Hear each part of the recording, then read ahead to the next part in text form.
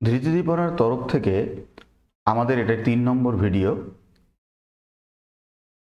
Actually আমরা আজকে শিখতে যাচ্ছি ক্লাসিফিকেশন অফ অ্যাকাউন্টস, অর্থাৎ অ্যাকাউন্টসকে 3 ভাগে ভাগ করা যায়।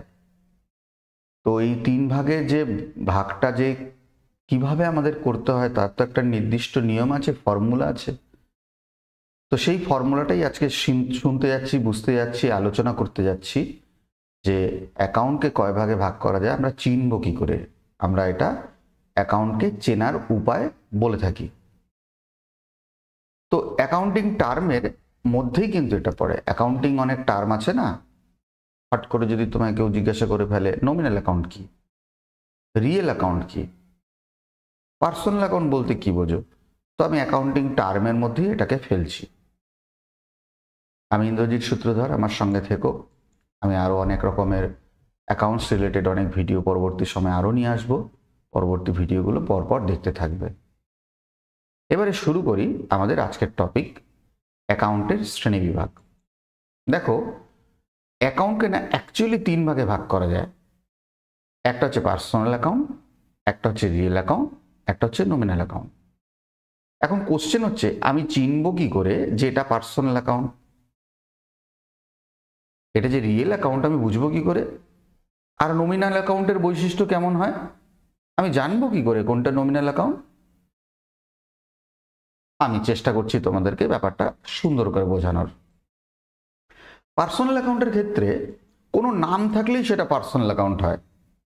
যেমন ধরো ইন্দ্রজিৎ, বিশ্বজিৎ, প্রসেনজিৎ, কিংবা রাম, শ্যাম, যদু, মধু, কোনো নাম, যে কোনো নাম পাবে, নাম থাকলেই কিন্তু সেটা পার্সোনাল অ্যাকাউন্ট হবে।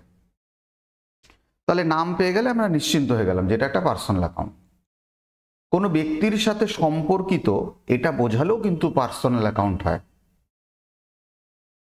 আরেকবার, কোনো ব্যক্তির সাথে সম্পর্কিত এটা বোঝালেও সেটা পার্সোনাল অ্যাকাউন্ট হয়।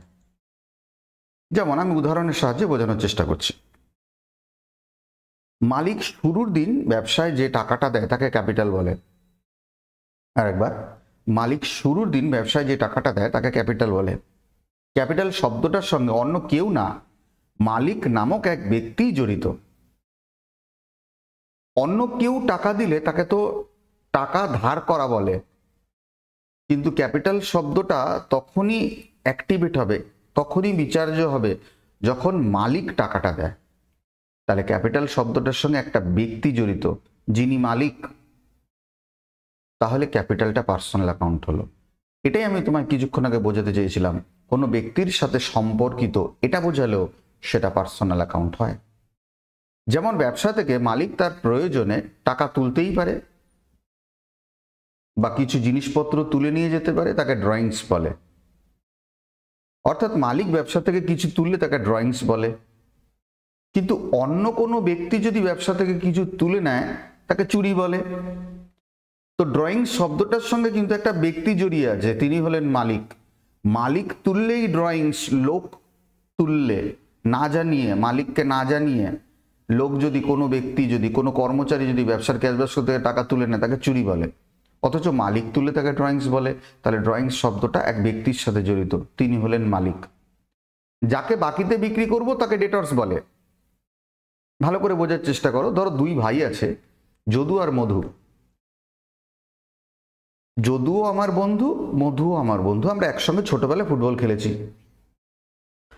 হঠাৎ করে যদু আমার কাছে এলো, আমার একটা দোকান আছে ধরো, তো যদু আমার কাছ থেকে কিছু জিনিস কিনে নিয়ে গেল।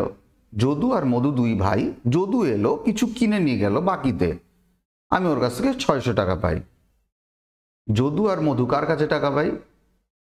যদু আর মধুর মধ্যে যদু এসেছিল। যদু আর মধু এই দুই ভাইয়ের মধ্যে ধরো মধু এসেছিল, ধরো, তাহলে যদু আর মধুর মধ্যে যে এসেছিল, যে কিনে নিয়ে গেল, মধু কিনে নিয়ে গেল, তাহলে মধুর কাছে টাকা পাই কিন্তু। তাহলে মধু হলো ডেটর্স, যাকে বাকিতে বিক্রি করব সেই হলো ডেটর্স। ঠিক একই রকম ভাবে যার কাছ থেকে বাকিতে আমরা কিনবো তাকে ক্রেডিটর বলে।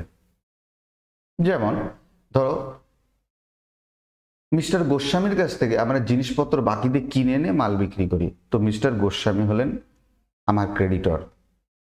তাহলে দেখো একটা ব্যক্তি যার কাছ থেকে নির্দিষ্ট ব্যক্তি, কিন্তু মিস্টার গোস্বামীর দাদা বা ভাই তারা নন, আমি নির্দিষ্ট ব্যক্তির কাছ থেকে মাল কিনে আনি, টাকা যদি দিতে হয় আমি তার হাতেই দেব, তবেই তিনি চিনবেন, তিনি আমাকে দেখে খাতায় লিখে রাখবেন যে মিস্টার ইন্দ্রজিৎ সূত্রধর এই টাকাটা দিয়ে গেলেন।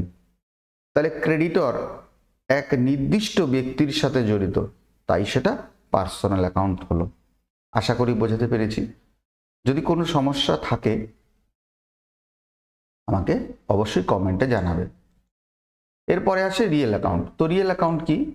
কোনো শব্দের অর্থ যদি সম্পত্তি বোঝায় তখন সেটা রিয়েল অ্যাকাউন্ট হয়। এখন কোশ্চেন হচ্ছে সম্পত্তি কি? ওই যে কোনো একটা টাকা দিয়ে যে জিনিসটা পাই, তা গোটা টাকাই যদি আমরা বারবার দীর্ঘদিন দীর্ঘ বছর ধরে ব্যবহার করতে পারি তাকে সম্পত্তি বলে। তার উদাহরণ ফার্নিচার, মেশিনারি, কার, গুডউইল। এরকম ফার্নিচার কি? লোহার, কাঠের, স্টিলের তৈরি যা কিছু অফিসে ব্যবহার করি তাকে ফার্নিচার বলে। ধরো আমাদের অফিসের প্রয়োজনে একটা আলমারি কিনলাম, তো আলমারিটা আমি তো অনেক দিন ব্যবহার করতে পারবো, সেটা একটা সম্পত্তি। তো সম্পত্তি যেহেতু, এটা রিয়েল অ্যাকাউন্ট। মেশিন, আমাদের অফিস, আমাদের কারখানায় যে সমস্ত দ্রব্য তৈরি হয় মেশিনের মাধ্যমে দ্রব্য তৈরি হয়। এবার এই মেশিনের সাহায্যে যেহেতু দ্রব্য তৈরি করি, মেশিন দীর্ঘদিন ধরে বছরের পর বছর চলে, তাহলে মেশিন আমাদের সম্পত্তি। CAR, কার মানে গাড়ি। তাহলে গাড়ি যদি আমাদের থাকে সেটা তো সম্পত্তি, কারণ বছরের পর বছর চলে, এটা একটা রিয়েল অ্যাকাউন্ট। আমাদের ব্যবসার যে সুনাম, এই সুনামটাও আমাদের বছরের পর বছর যদি আমরা টিকিয়ে রাখতে পারি, পণ্যের যে গুণ টিকিয়ে রাখতে পারি, এই সুনামটাও বছরের পর বছর চলে, তাহলে সেটাও রিয়েল অ্যাকাউন্ট। পড়ে রইল last account, nominal account. Nominal account কি? কোনো শব্দের অর্থ যদি আয়, ব্যয়, লাভ, ক্ষতি চারটের মধ্যে একটি বোঝায় সেটা নমিনাল অ্যাকাউন্ট হবে। আরেকবার, কোনো শব্দের অর্থ যদি আয়, ব্যয়, লাভ বা ক্ষতি চারটের মধ্যে একটি বোঝায় সেটা নমিনাল অ্যাকাউন্ট হবে। আমি উদাহরণের সাহায্যে বলতে চাই, যেমন ধরো ওয়েজেস। কারখানায় একটা কর্মচারী কাজ করতে এলো, কাজের বিনিময় দিনের শেষে যদি ওকে কিছু টাকা দিয়ে, এটা আমাদের ব্যয় হলো না? অবশ্যই ব্যয় হলো, তাহলে ওয়েজেসটা নমিনাল অ্যাকাউন্ট হলো। অফিসে চাকরি করে সেই লোকটা মাসের শেষে যে মায়নাটা আমি তাকে দিলাম, তাহলে এটা আমার ব্যয় হলো না? অবশ্যই ব্যয় হলো, তাহলে স্যালারি একটা ব্যয়ের নাম। ধরো আমাদের নিজেদের কোনো ঘর বাড়ি নেই, আমরা আমাদের ব্যবসাটা চালানোর জন্য একটা ঘর ভাড়া নিলাম, তো মাসের শেষে যে ভাড়া বাবদ রেন্টটা দিচ্ছি সেটা নিশ্চয়ই আমার ব্যয়। ঠিক একই রকমভাবে আমি না ব্যয়ের উদাহরণ দিয়ে বুঝালাম, এটা আয়ও হতে পারে, কোনো লাভও হতে পারে, কোনো ক্ষতিও হতে পারে। তো এই শব্দগুলো যে মানে প্রকাশ করবে সেই মানে অনুযায়ী অ্যাকাউন্টের শ্রেণী বিভাগের মধ্যে আমরা পাঠাবো। আমার মনে হয় আমি বোঝাতে পেরেছি। ধরো আমি সুদ পাচ্ছি, আমি লিখিনি ইন্টারেস্ট আমরা পাচ্ছি, ইন্টারেস্ট রিসিভ, তাহলে এটা একটা আয়ের নাম, তাহলে ইন্টারেস্ট রিসিভ অবশ্যই নমিনাল অ্যাকাউন্ট হবে। মানে তুমি বুঝতে হবে যে এটা অ্যাকচুয়ালি কি, সেই অনুযায়ী অ্যাকাউন্টের শ্রেণী বিভাগ করবে।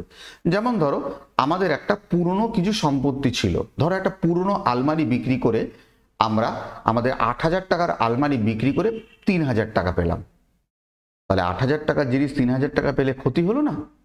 তাহলে এই যে সম্পত্তি বিক্রি করে ক্ষতি হলো, এই ক্ষতিটাকে আমি কি অ্যাকাউন্ট বলবো? অবশ্যই নমিনাল অ্যাকাউন্ট বলবো। তার মানে আমি ক্ষতিটাও বুঝিয়ে দিলাম তোমাকে নমিনাল অ্যাকাউন্টে। আশা করি আমার এই ক্ষুদ্র প্রচেষ্টায় আমি তোমাদের অ্যাকাউন্টের শ্রেণীবিভাগটা বোঝাতে পেরেছি। ভালো থেকো।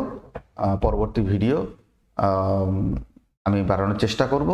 তোমাদের যদি পছন্দ হয়, আমার সৌভাগ্য আমি তোমাদের জন্য কিছু করতে পেরে। ধন্যবাদ। আমার এই ভিডিওটি ভালো লাগলে সকলের মধ্যে শেয়ার করো, লাইক, শেয়ার আর কমেন্ট অবশ্যই করো। হ্যাঁ, ভালো লাগলে মোটিভেশন আমাদেরও ভালো লাগে। হ্যাঁ, তোমরা সকলে ভালো থেকো।